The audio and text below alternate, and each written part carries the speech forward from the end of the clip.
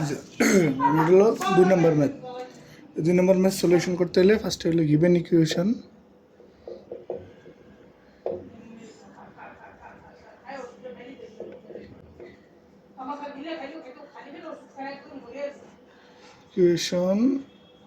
can be right মানে এক নম্বর equation, এই ইকুয়েশনটা আমরা লিখতে পারি can be right as a, ওই যে আগের ফর্মুলা অনুযায়ী যে ডি বাই ডি এক্সের বদলে আমরা ডি বসাই দিই, তাহলে আমরা লিখতে পারি D cube Y plus minus 13d minus 12 Y আছে ওয়াই ইকুয়াল টু 0। তাহলে এখান থেকে যদি আমরা ওয়াইটা কমন নিয়ে নিই, D cube minus 13y 13d minus 12, মানে তিনটা পদ থেকে ওয়াই কমন নিয়ে নিলাম, ওয়াই ইকুয়াল টু 0, একটা সমীকরণ পেলাম। তাহলে আমাদের অক্সিলারি সমীকরণ সেকেন্ড স্টেপ হলো অক্সিলারি সমীকরণ বের করতে হবে, ঠিক আছে।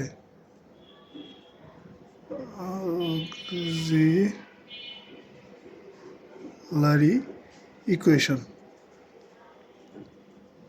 কারণ অক্সিলারি ইকুয়েশন যদি বাই করি তাহলে ডি ওয়াইয়ের সহগগুলো নিতে হবে, মানে যে ওয়াইয়ের সহগগুলো, তাহলে ওয়াইয়ের সহগগুলো ব্রেকেটের মধ্যে যা আছে সবটি ওয়াইয়ের সহগ।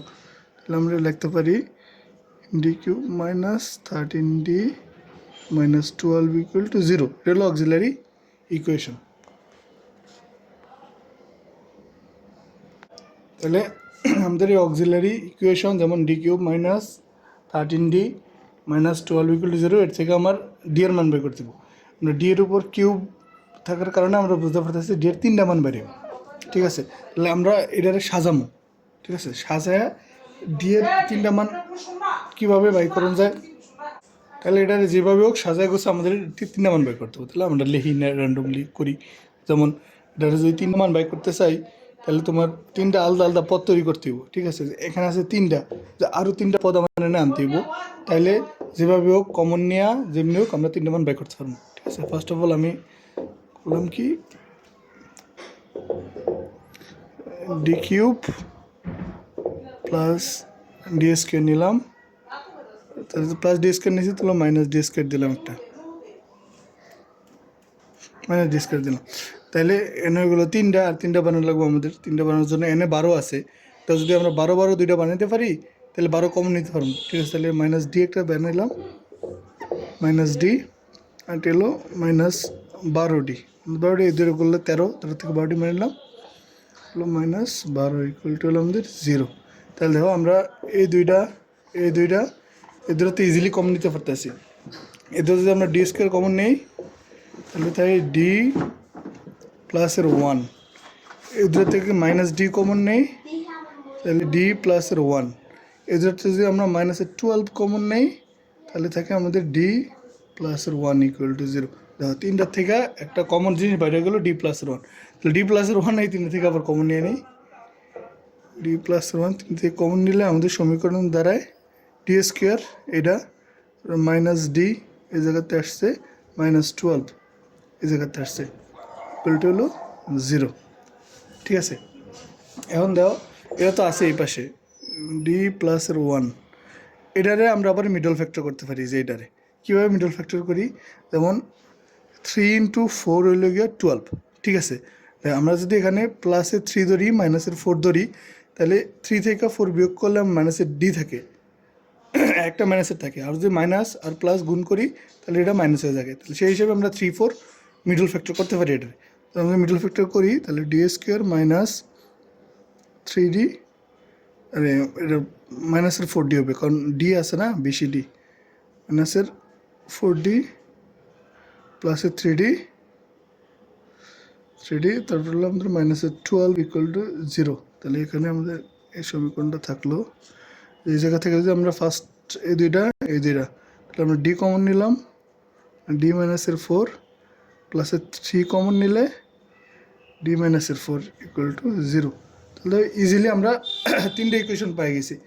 একটা হলো আমাদের ডি প্লাসের 1, একটা হলো ডি মাইনাসের 4, আর একটা হলো